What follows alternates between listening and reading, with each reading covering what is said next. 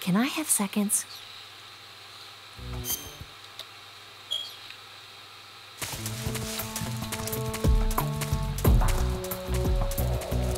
That'll keep our stamina up.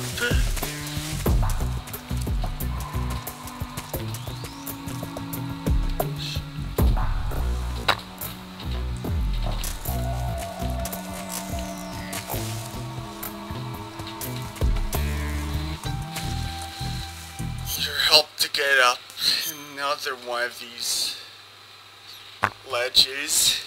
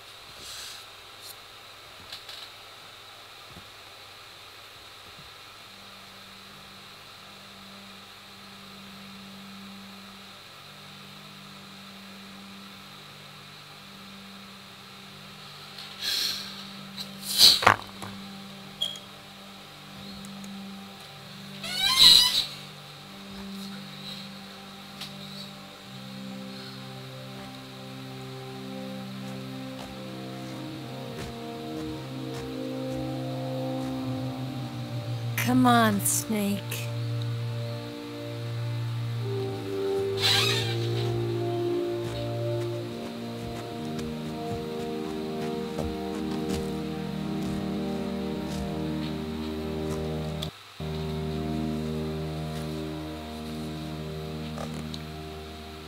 We made it. We made it.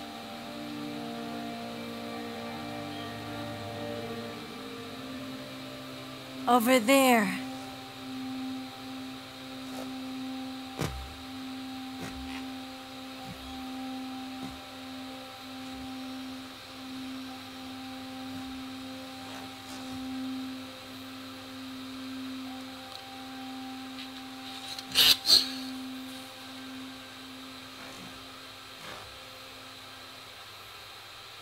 It's the boss, isn't it?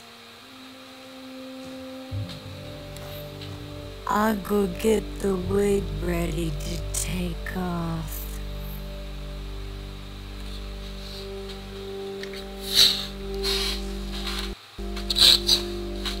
Right. I'll leave you two alone.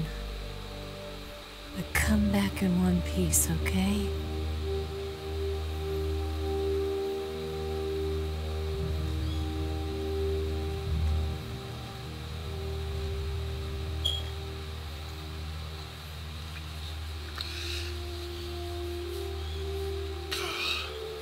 Promise me.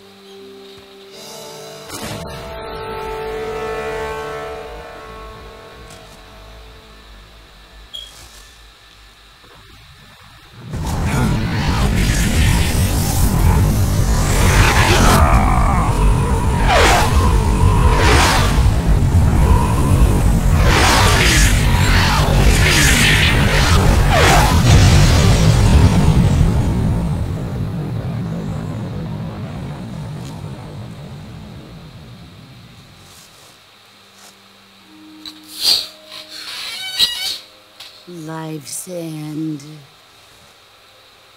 Isn't it beautiful? It's almost tragic. When life ends, it gives off a final lingering aroma. Light is but a farewell gift from the darkness to those on their way to die. I've been waiting, Snake, for a long time. Waiting for your birth, your growth, and the finality of today. Boss. Why are you doing this? Why?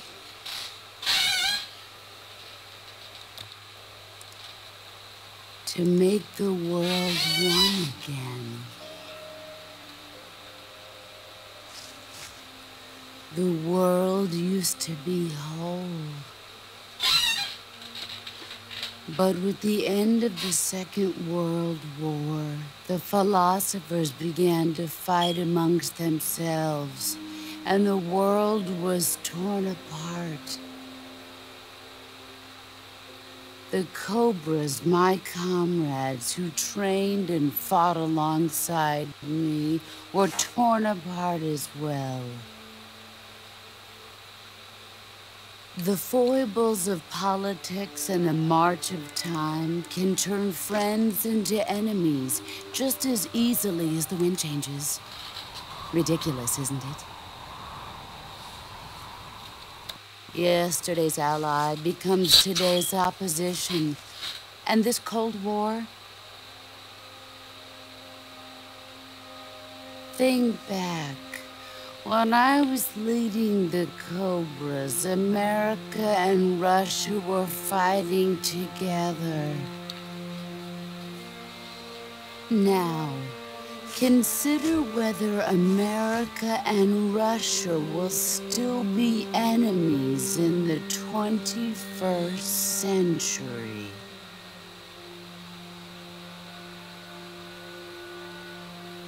Somehow I doubt it. Enemies change along with the times, the flow of the ages. And we soldiers are forced to play along.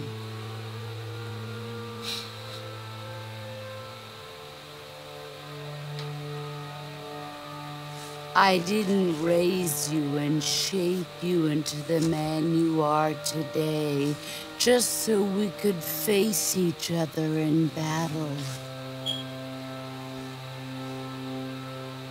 A soldier's skills aren't meant to be used to hurt friends.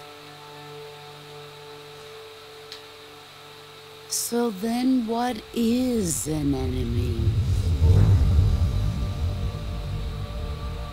Is there such a thing as an absolute timeless enemy? There is no such thing, and never has been. And the reason is that our enemies are human beings like us. They can only be our enemies in relative terms.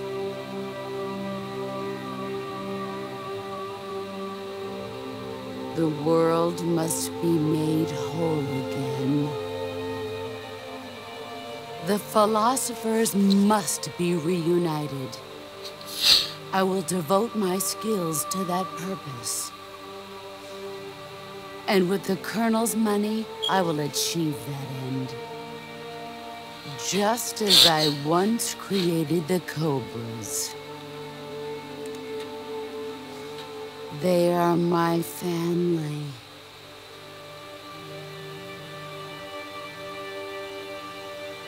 I may no longer be able to bear children, but I still have a family.